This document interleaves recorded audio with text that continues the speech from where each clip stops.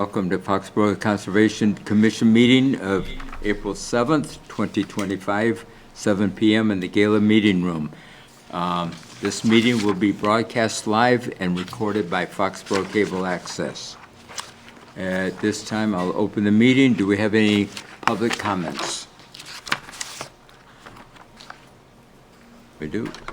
All right. Yes. Yes. Would you introduce yourself? Sure. Neil Rhein. I'm a Mansfield resident, not far from here. And I was invited to join you by Nadia. Nadia and I met last week. I had to talk about litter cleanup and their ideas for Foxborough. I have a presentation. I don't know if I need to get access to share my screen. If that's... You should be able to do it. Sure. Okay. Yeah. Usually it's someone has to grant you permission, so let me just get on there.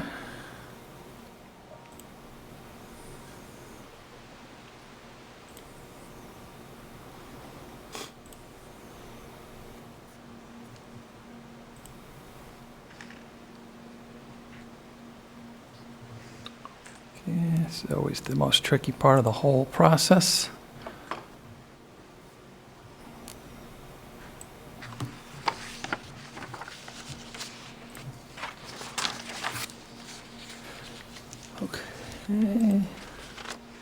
Okay, are you seeing the title slide there? You are. Good. All right.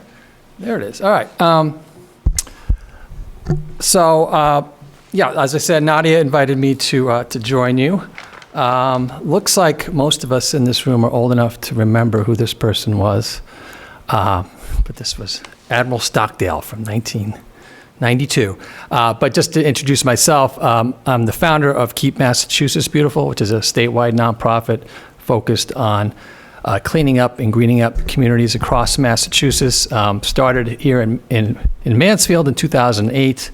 We've been very successful with our Keep Mansfield Beautiful chapter and have grown since then to start Keep Massachusetts Beautiful in 2014. It's part of the Keep America Beautiful organization, which, again, a lot of us look like we're old enough to remember the Crying Indian public service announcements from the 70s and 80s. We now have 42 local chapters around the state. So I'm going to talk about the benefits of having a local chapter and how that would benefit Foxborough. So you're probably familiar with that phrase, Houston, we have a problem. This is just a few photos from around Foxborough, just that I took yesterday, as a matter of fact, on my way to the Planet Fitness down the street. This is Central Street. You'll see common types of litter, including road businesses that stick their signs on the sides of the roads, and I don't know if they allow that. Some towns allow that, some don't. But inevitably they turn into litter because the businesses don't come and remove them. They just leave them there. This is County Street. This was a nice big pile of nips over on Spring Street. And, this is a problem, not just here in Foxborough, but across Massachusetts. So I'm not trying to make Foxborough feel bad here.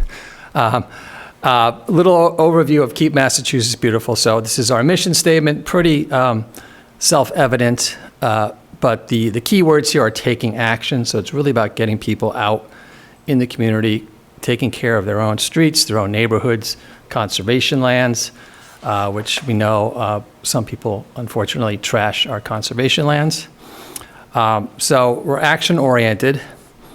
We've got chapters, like I mentioned before, all across the state.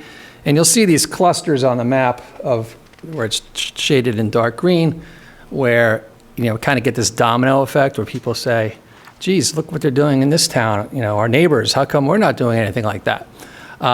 And there's a donut hole in this zone, and that donut hole, I'm sad to say, is Foxborough.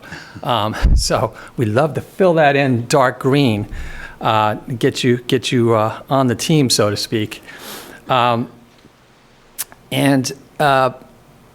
Briefly, what we focus on, our chapters are generally focused on these four areas. It's not like they're required to do all these things, but these are the four kind of big buckets litter prevention and cleanup. So, we do a lot on the cleanup side, not as much as we probably could or should on the prevention side. So we're working more on that, on education, enforcement, and so forth.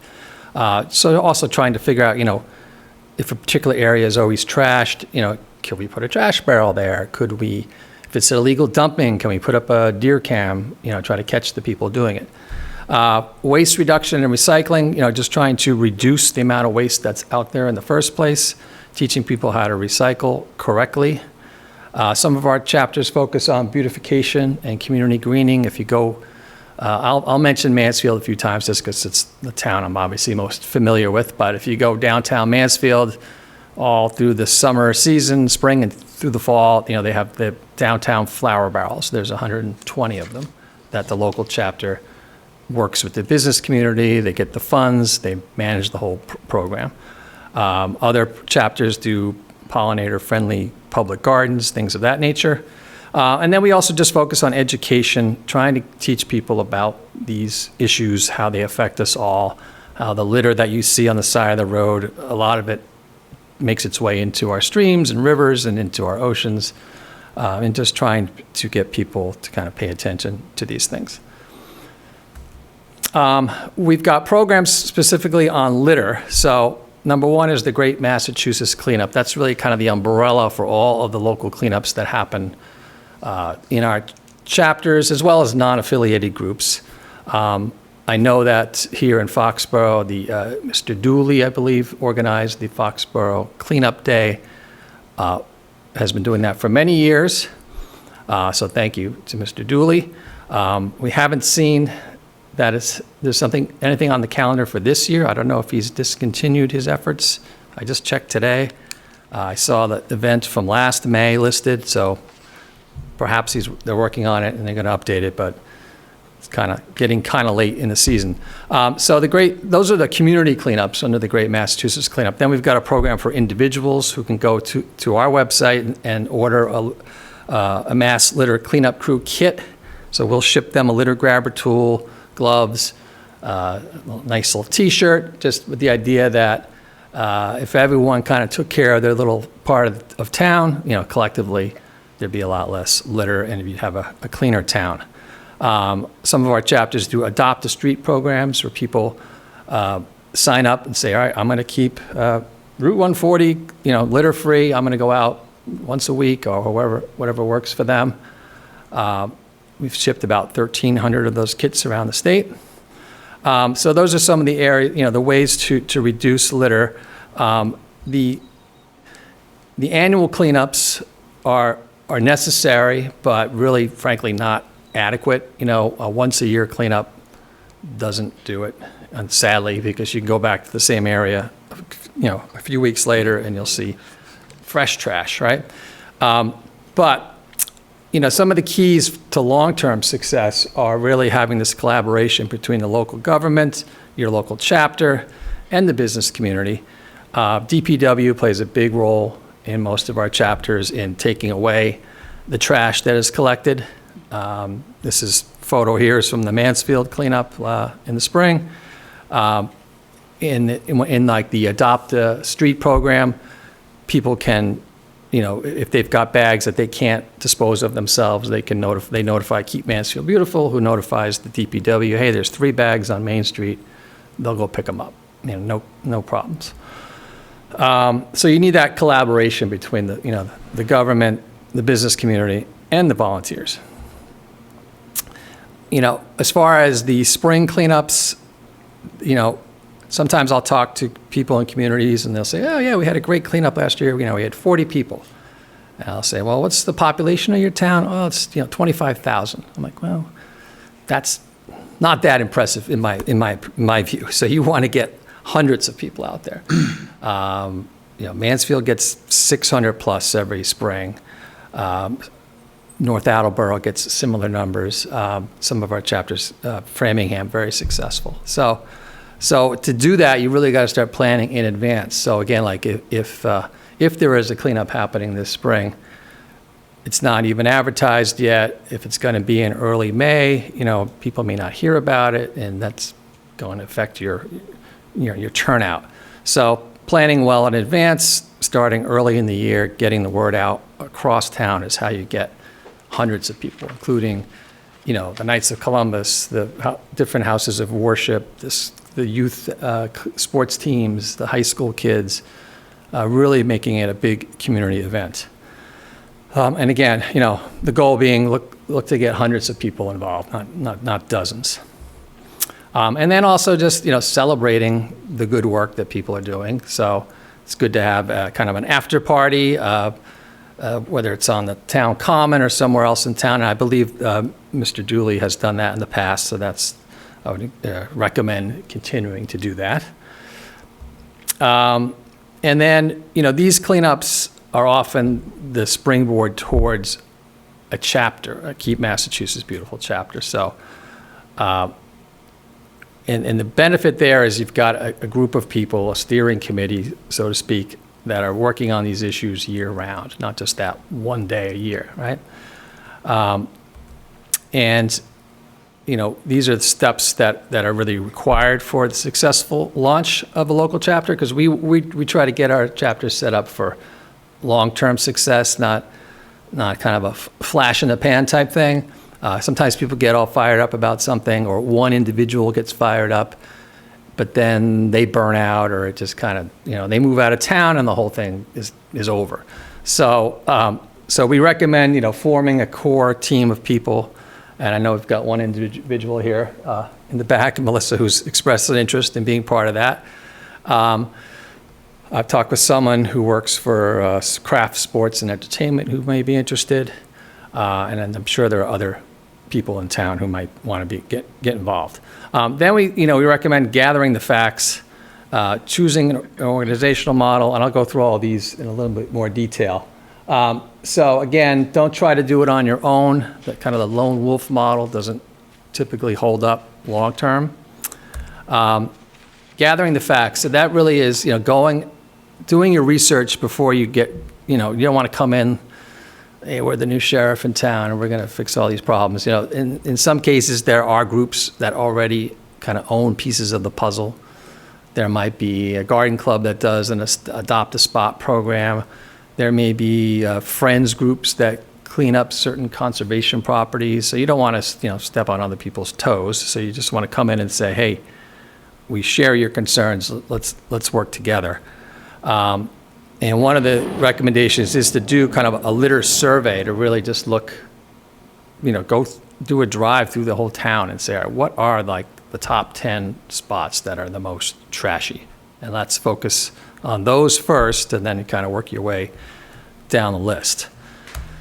Then forming an organizational model. So some of our chapters are actual committees of the town or city. That's my recommendation, because then, like you good people here, if there's vacancies, they get advertised. You've kind of got buy-in from the town. So that's the kind of the best model. But some of our chapters are their own 501c3s, nonprofits. Others are just more loosely organized volunteer groups. And then once you've got that basic structure in place, you want to start building your following. We help with a lot of these things with social media.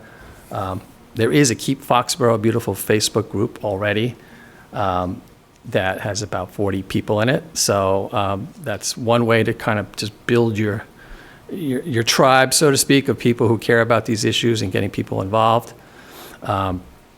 And finances. So to run a local chapter doesn't cost a lot of money. Many of our chapters will invest some money in some cleanup tools, the litter grabber tools, things like that.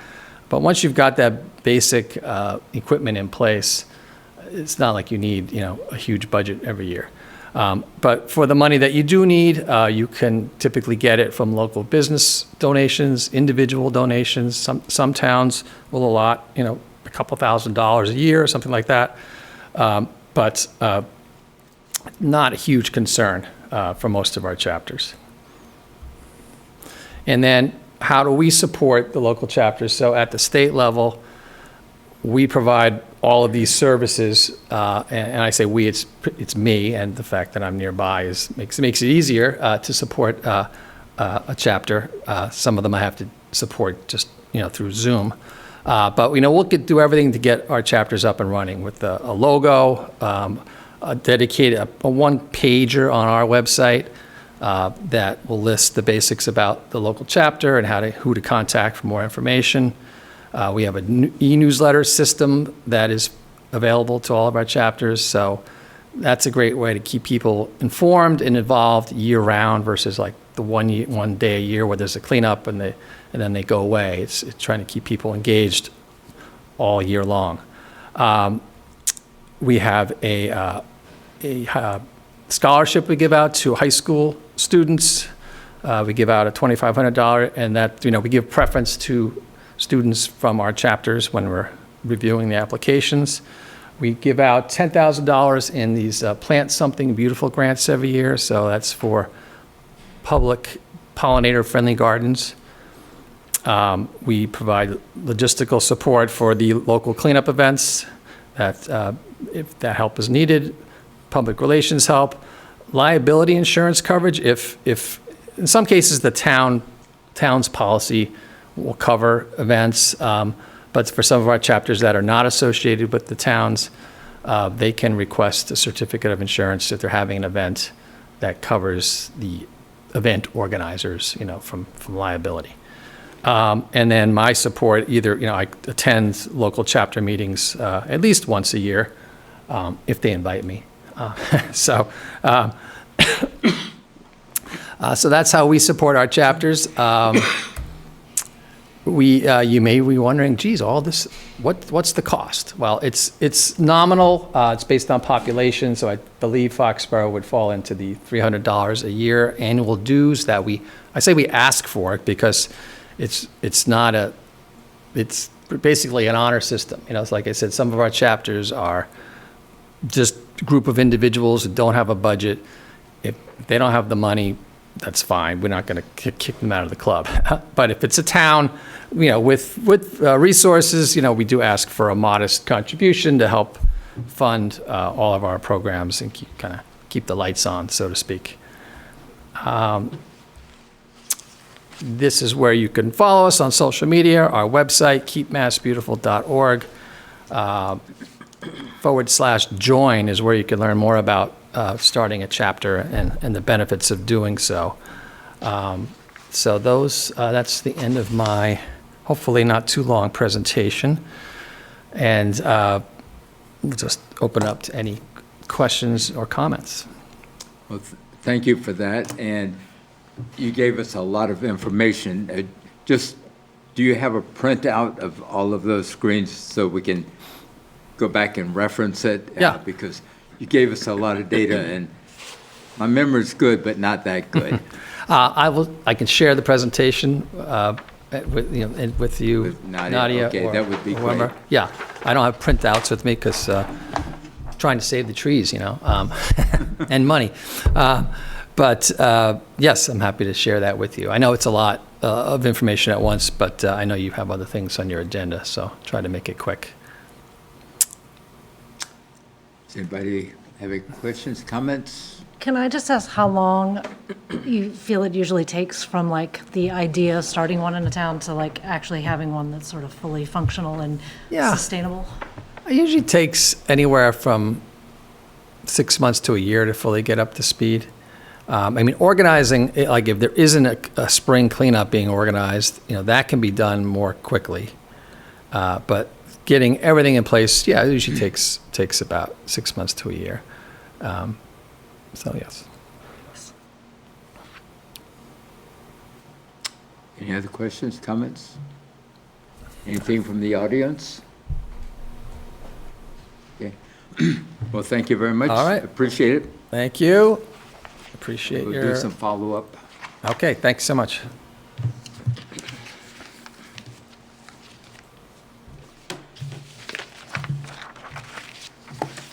With that, we have a continuation of 67 Washington Street.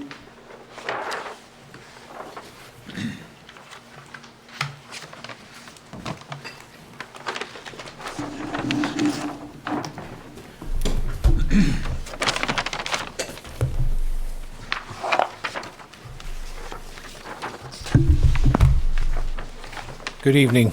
For the record, Matthew Pekarsky, Director of Construction and Development with the Craft Group.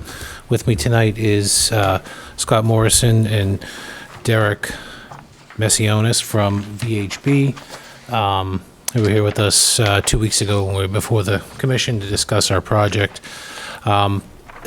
Scott and Derek will have the bulk of the presentation tonight to talk about, but the purpose, from our perspective anyways, for tonight's meeting is twofold. One is to try to address some of the discussion that was brought up during our last hearing, as well as address some comments that came back through the peer review process and some comment letters received to address those, and then hopefully with an eye towards our scheduled planning board hearing on this same project for this coming Thursday night, where we expect to hopefully close that process as well. We're hopeful that tonight the commission will see fit to hopefully close this hearing and take a vote on it, obviously subject to any conditions that may be appropriate or necessary. So with that said, I'm going to turn over to Scott, and he can dive into the presentation here. Sure. Just for the record, Scott Morrison from VHB.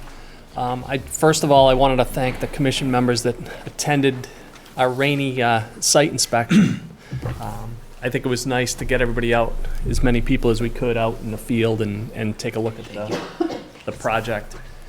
Since the last Conservation Commission meeting, we made just some minor plan changes based upon the commission's concerns and comments. The main one is associated with the erosion controls.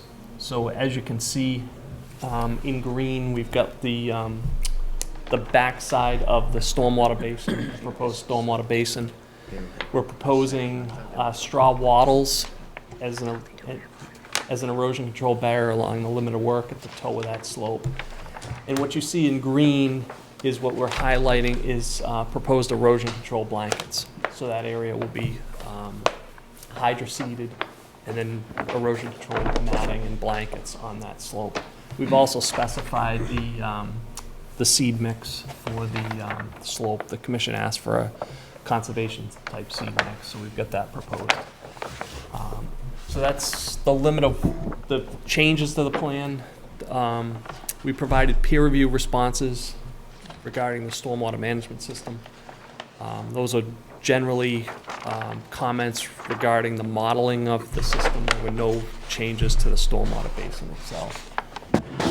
We've also provided, at the last meeting, the commission was questioning or was looking for a profile across the stormwater basin to try and get a better handle or understanding of how much fill and associated grading associated with the project.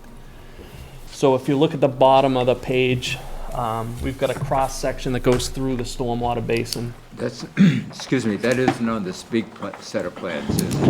That's correct. We've got Brought some full-size copies if Okay. you're looking for those. Thank you. So what you can see here is the yellow line, kind of at the bottom of that slope, is the existing grade across that stormwater basin.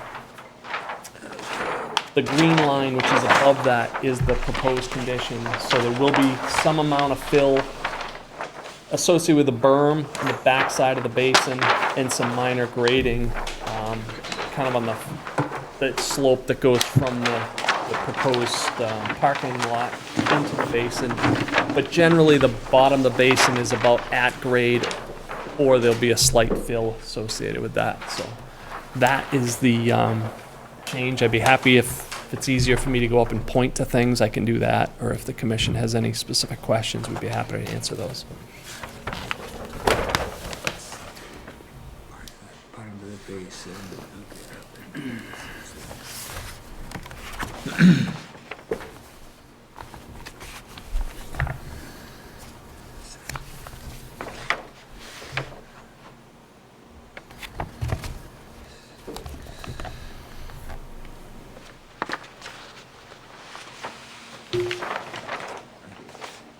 This basically is the slope from here to here. This is the basin. This is a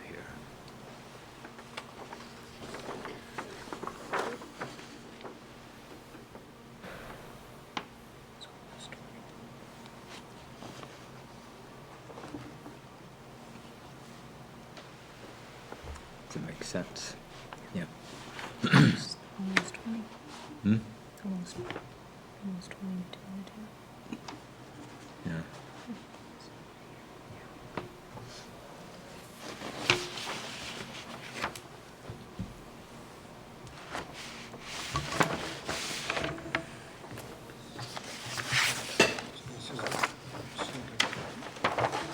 You can take that back.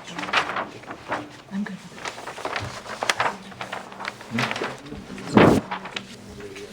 Yeah. It's like, this is the problem.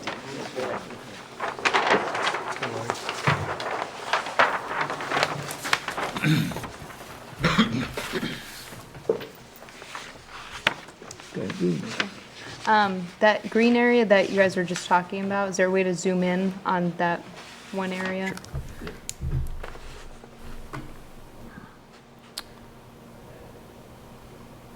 You're talking The previous one. previous slide. Yeah, the one you were talking about, the erosion control. The dark green.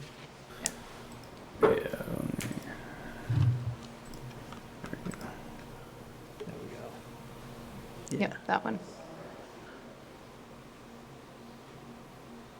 Is that easier to see?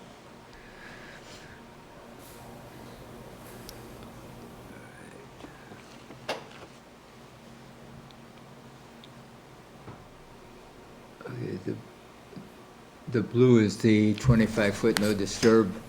Yes. Yep. The light blue. So this is the bordering vegetated wetland here. 25-foot setback is here. The straw wattles is proposed here in this purple around this basin. This area here would simply be straw wattles and silt fence. This would be straw bales and silt fence. And then the green along this entire section will be matted with erosion control blanket. Okay.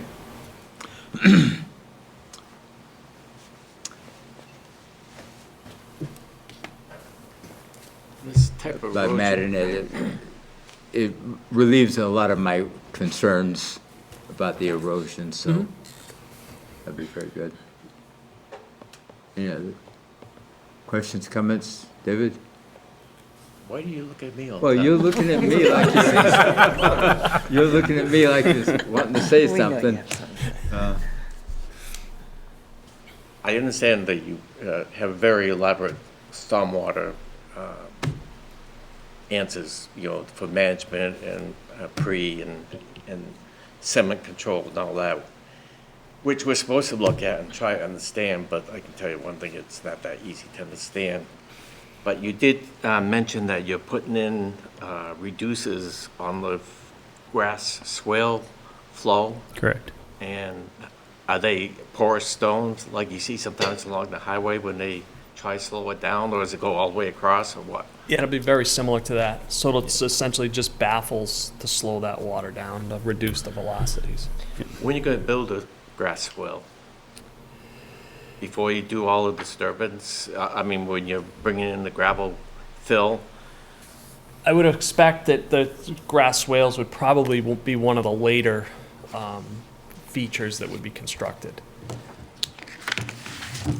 But for during construction, it could be a stone check dam during construction, but if it were to get silted up or something like that there could be multiple ones during construction, just as part of the overall erosion control.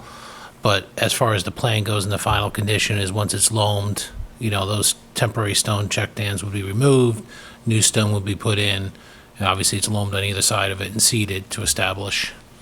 And quite often it's up to the contractor, but most of our projects, they usually end up lining those with matting as well, just to help stabilize it, because it's, cheaper and easier for them to line them than it is to come back and fix it if we happen to get a heavy rain before it's fully established. Are you going to establish, even though it's out of the wetlands area, you're going to establish the soils underneath the grass swale so it takes? Because it doesn't really show it here on your plan. When you say establish, Well, you're going to be down to C or B layer type soils or gravels, and you put grass mats on top of that.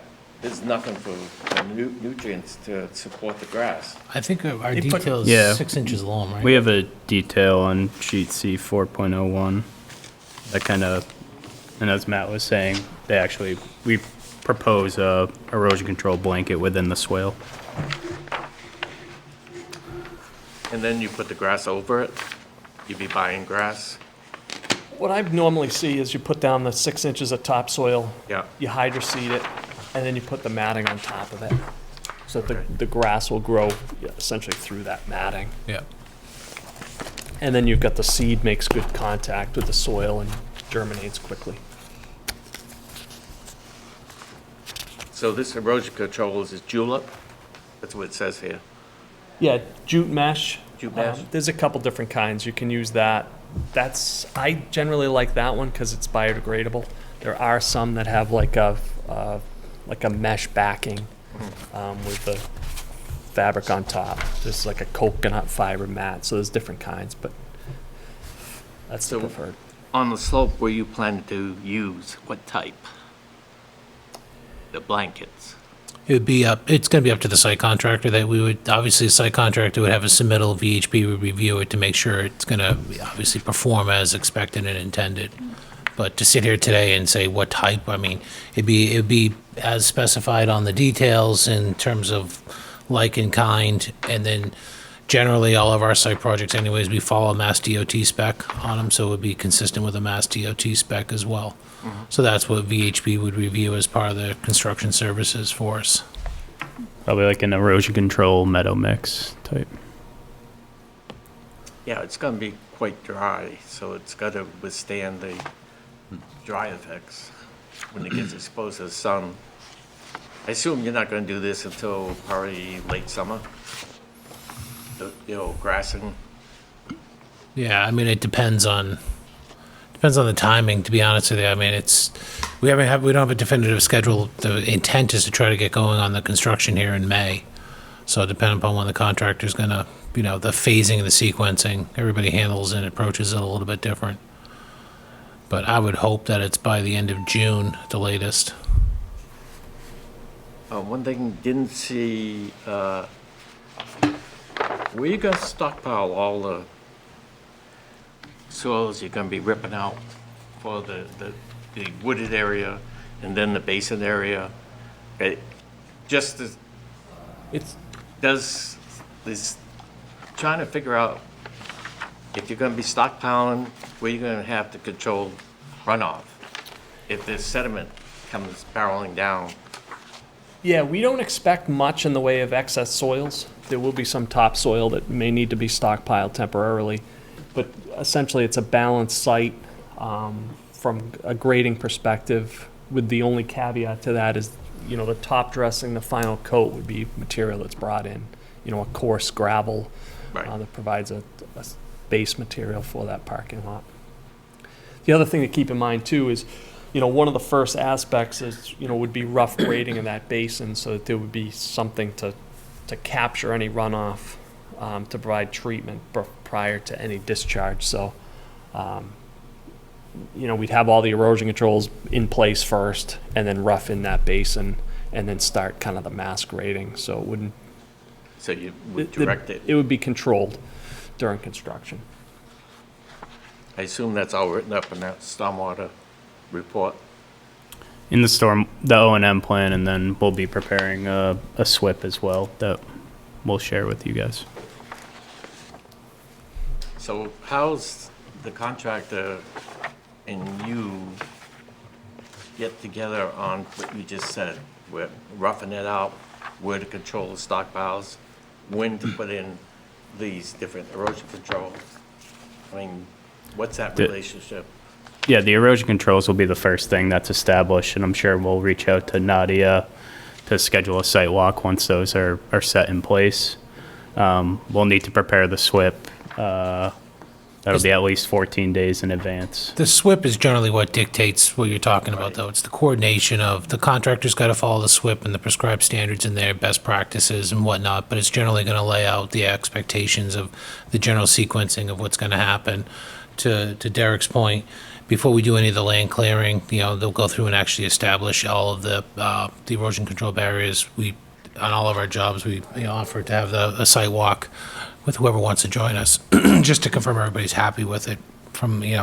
But that's required, that's in the order. Yeah, exactly. So, then at that point, then obviously the contractor would go, about their business in terms of their sequencing of it. And as Matt said, everything's outlined in that SWIP as far as inlet protection goes, stormwater management on the basins itself, and then, during any prescribed rain events, the contractor it'll be on them to go out and do the required SWIP inspections as well and supply those reports. You have Walsh to do this? Excuse me? You have Walsh to do this job? Still to be determined. We're pricing out the job now, but if history's any indicator and they continue to do what they're doing, it's more than likely them, but Like a, yeah, no, they're great. They're a great outfit. and they have a person that, on a weekly basis, that would contact our former agent, give a report of what was going on, what's going to be coming up, and if they needed to meet, it was pretty good. Yeah. Yep. And VHB will be out there as well for weekly site observations, and we can share those reports. I think that'd be good, it'd be going right to Nadia, Correct, yep. because she'll be capable of the records on this, for this file. So last, I don't know, it shouldn't be the last question. 25-foot no-touch zone means nothing gets touched. You are right on the border of it, but you're also discharging stormwater runoff into it. And that's supposed to be touched.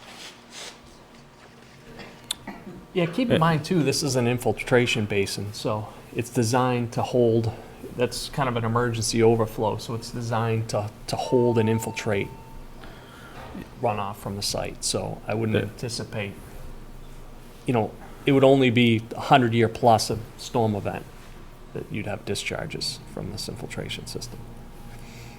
But we're getting up there. And some of these rainfalls, we're getting up there. And as the silt builds in and coats the first basin, that's supposed to control your total solids, right? Correct. So everything will pitch from the proposed parking lot. All impervious area will pitch to the swale. That'll get captured within a head wall, and then that'll discharge to the forebay, which is kind of our primary source of treatment there. That's where all the solids will suspend out. Then that'll topple over. We've actually designed this basin so that the overflow weir, if that basin ever is to overflow, it actually gets directed into the existing basin just south of that. So it's not like we're going to topple it and it'll sheet directly down to the wetland. It'll actually go through the existing basin that's just southwest of this here. And that's what you can see right here. So here's our emergency overflow spillway. That'll topple over and then actually go within this basin.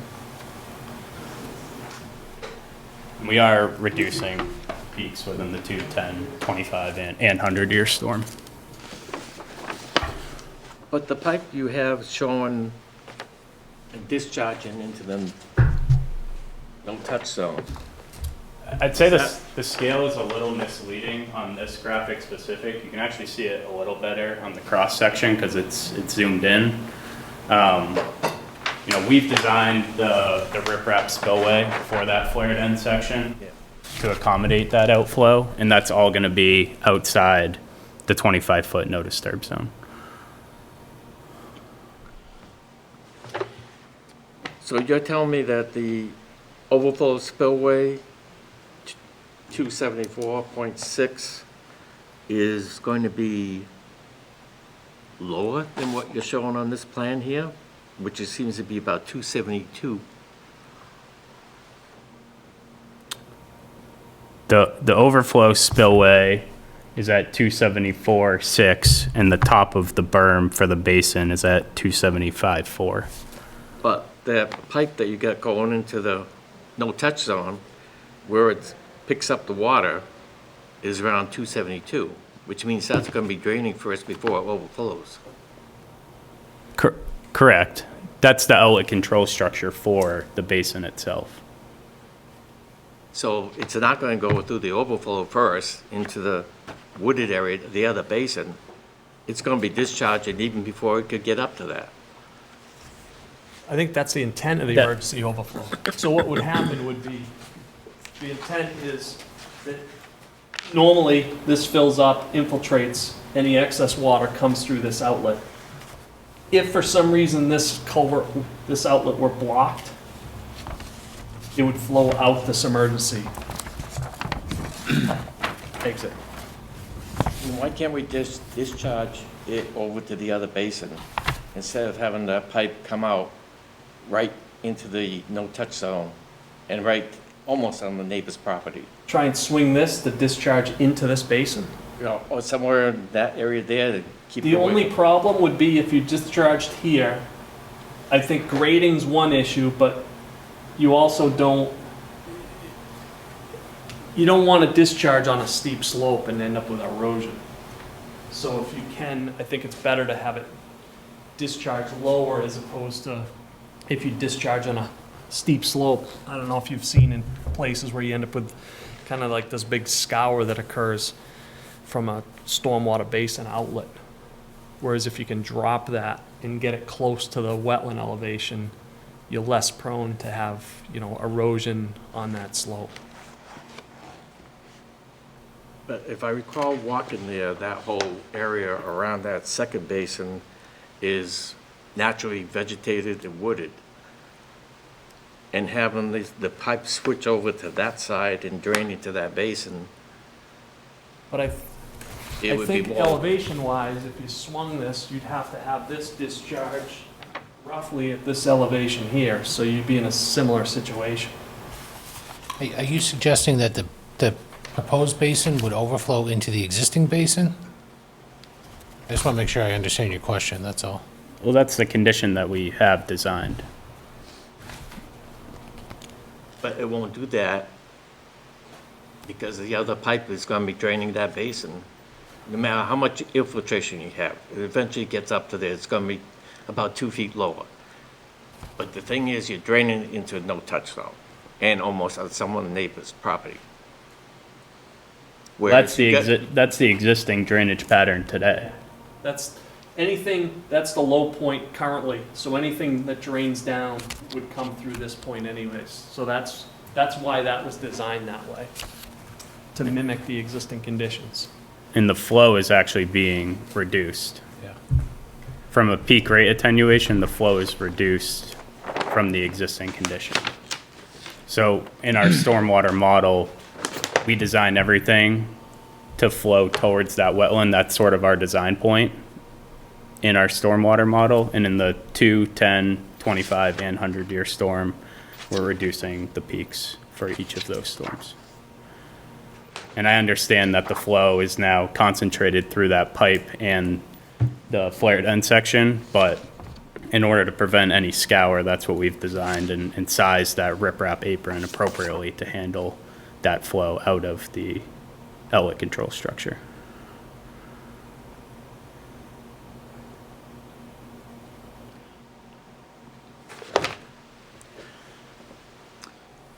Nadia? Just going back up, do you have a maintenance plan for cleaning the 4-bay? Is that all in part of the? That's included in the stormwater? operations Okay. maintenance plan. All right. And the other thing I'd like to just kind of mention is that, the town's hired a peer review consultant, an engineer, to review this design. So to give you some level of comfort that it's being reviewed to make sure that it fully complies with, stormwater management standards and there's appropriate controls for the discharge.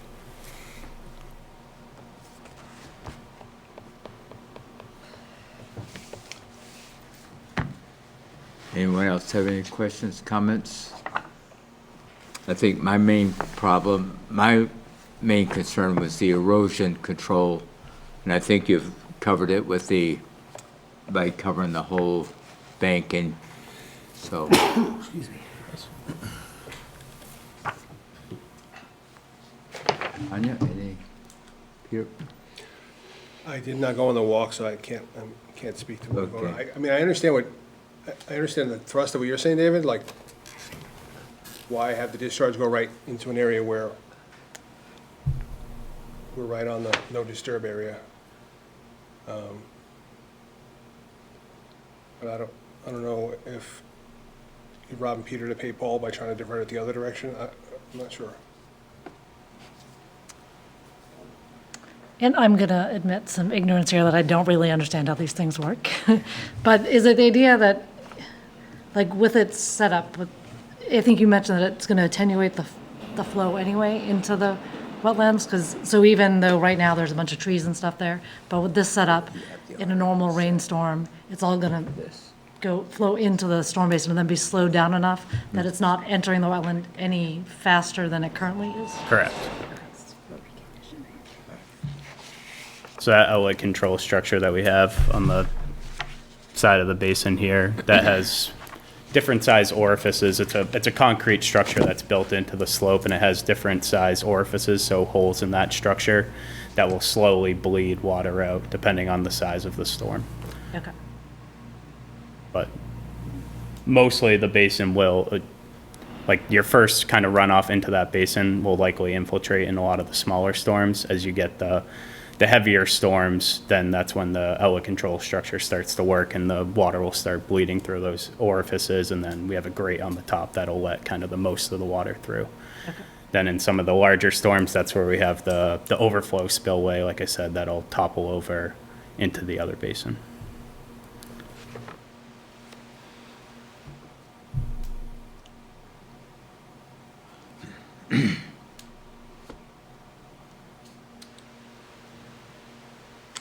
I'll let Nadia have the last words.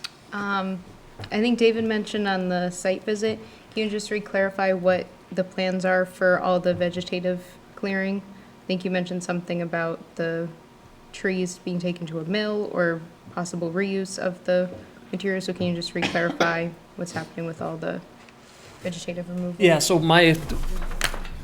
normally what happens with, they come in to cut the trees, any log length, oaks or pines or that type of material generally goes to a mill and is kind of processed. Stump grindings are generally pulled up, ground on site. So there will be some amount of stump grindings that are left. I've seen some people use those for erosion control and other measures. And then like branches and that sort of stuff will be chipped and removed from the site. Are you just going to grind the stumps, or are you going to pull them? They'll get pulled in the ground. They go through the same grinding machine. Okay, Yeah. all right. Lesser valued lumber, if it's poplar or something that is, or not, it's 6 inches or whatever it is, in size. A lot of times there's no aftermarket value to it, and it's timber length, so then those will get ground. So the machine that would grind that would be the same that could grind the stumps. Do we need to be concerned at all about like stumps that are really close to that 25-foot no disturb zone? Like how they get treated? I think it's more of a question for Nadia, but. Yeah, I mean, we can condition something. I think it's about the types of trees that are currently rooted near the 25-foot. If it has any sort of pull towards the area, there might be a little bit of a, I want to call it issue, but something that, I guess up to the commission if you guys want to.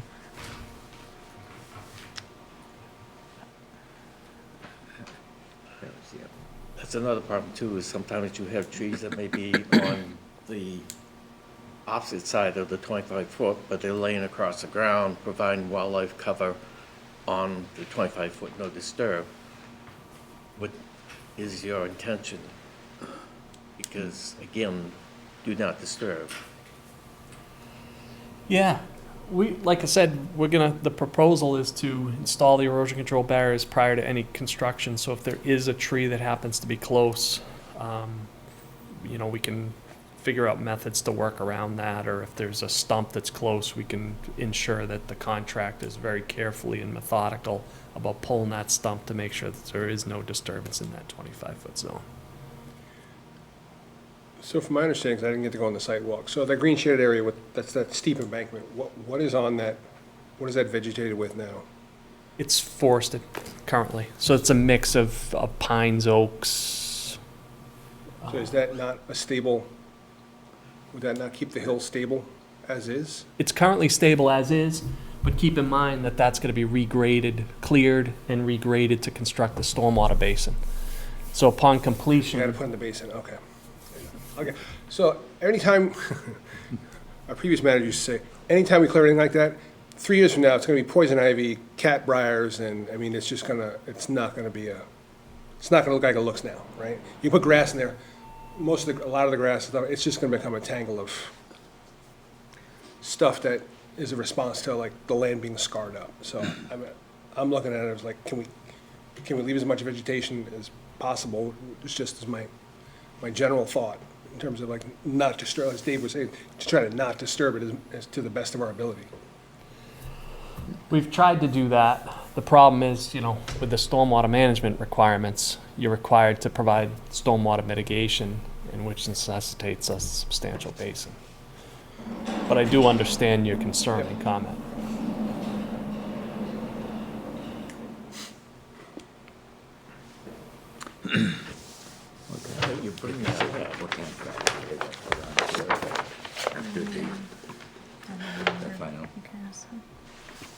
What's the final on the slope after everything's finalized? What's going to be are you going to have special grass on that, or? Yep. Okay. Yeah, it'll probably be like a wild meadow mix, I would say, but the contractor they'll go through the standard submittal process. As Matt said, they typically go with a DOT spec, so they'll submit that to VHB, and then we'll review that and approve it. Okay. So it'll be mainly native then? Yeah, we can certainly spec native Okay. type stuff. Can we replant trees? I don't think you can do that. Not on stormwater not on basin. that Right on slope. the slope. But that said, you can't plant trees, but over time, it'll kind of grow with some brambles, so there will be some habitat value as that grows up. It may not be forested, but there'll be, some type of, it'll be a slope meadow kind of condition. So if there's any invasives that come in, let's say after the grass comes in, is there any current mitigation for those invasives? Like kind of as what Peter was saying? Right, any so I sort can of- imagine knotweed taking off or there, it's up and down Route 1 already, like, that'll become ripe with that real quick. And or poison ivy or cap. Poison ivy's not native, it's just not desirable, Right. but knotweed and, Japanese, what am I trying to say? Japanese knotwood? No, Oh, it's all in my Bittersweet? backyard, Yeah, you and me both. with the red roots, I don't know, bittersweet? Oh, Bittersweet. that southern vine. whatever, non-invasive, just like, not even saying invasive species. It'll come to me after we're getting ready to leave. Creeping something.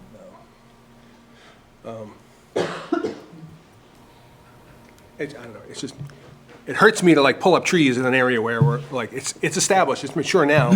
Yeah. Rip it up, 5 years from now, it's gonna be a long haul before that repairs, if it does. Would you want a, invasive plan, in perpetuity after? I would love to, like, can we specify keeping knotweed out, yeah, or other invasives in there, because once it establishes, I mean, especially in an area where there's a wetland, I mean, it's impossible to get out, and it just propagates, and it's not good habitat. It doesn't. Yeah, I can condition that. Okay, Okay. thank you. Anything else?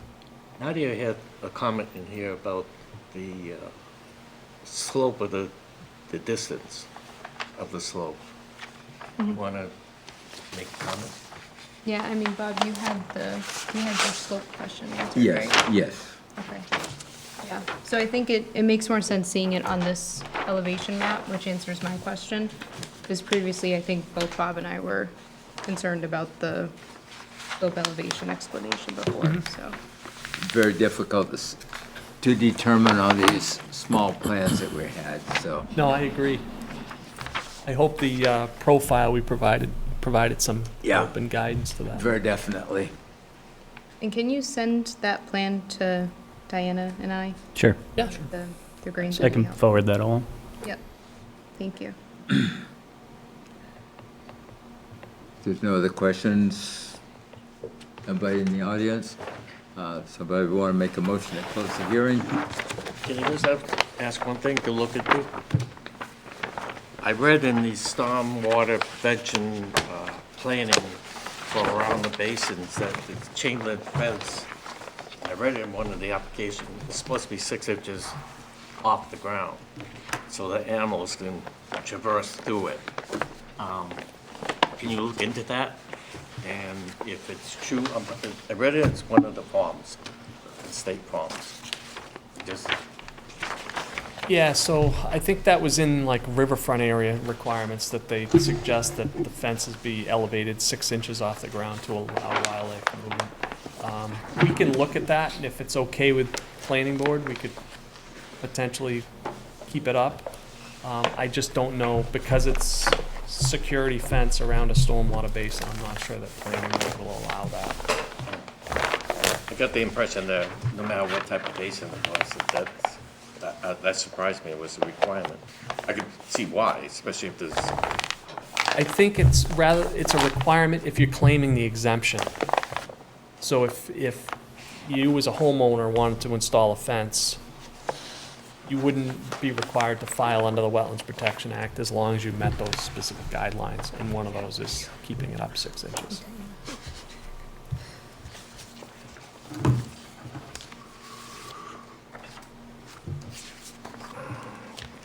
And David, do you want me to recondition this one with the no disturb signs? It's usually on the template anyway. well, no one's really gonna be down there.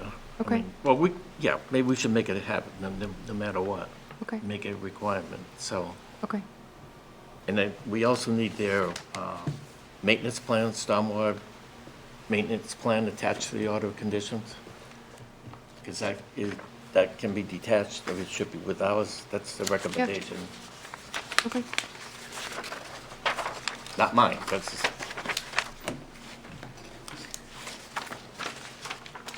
And if it's easier, we can provide a copy of that. If it's easier to than you Yes. trying to separate it or scan it, we can That'd send be you a great, yeah, copy of that. thank you. well, they said there was separable. Yeah. Yeah, he's mentioned that, and they added something to it, so, and it can be separated. Yep.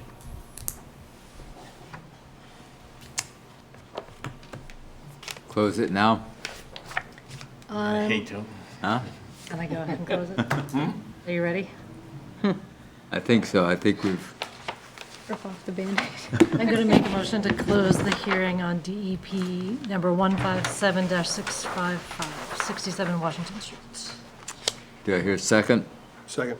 Discussion? All in favor? Aye. Aye. Opposed? Somebody want to make a motion to issue an order of conditions with the conditions that we've discussed included? I'll make a motion to issue an order of conditions for DEP number 157-655 to include the conditions that were discussed tonight. Second the motion. Discussion? All in favor? Aye. Aye. Opposed? Thank you very much. Thank you. Thank you. Once you selected a contractor, and you have a site supervisor, and then you, pre-construction meeting is in these orders. Let the agent know, and probably have maybe one member also representing the commission at that meeting. So we hear all the same thing. Absolutely. Absolutely. And we'll have the SWIP prepared at that time too, with the contractor's contact information filled out. You guys will get a copy of that, so we'll provide all that information as well. Sorry. And also make sure that the final revised plans are always there, and our order of conditions besides what the planning board requires. It sometimes doesn't happen. So, Absolutely. Thank you. Thank you. yeah.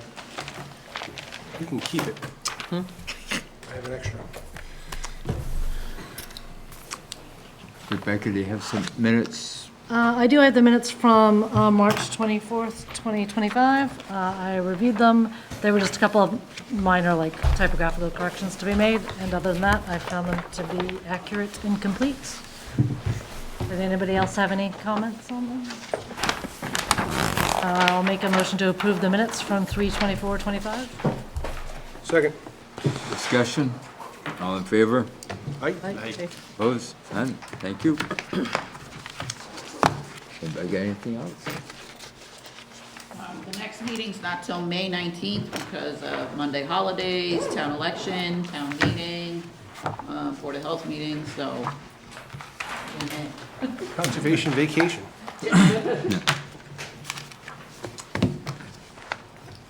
Somebody want to make a motion?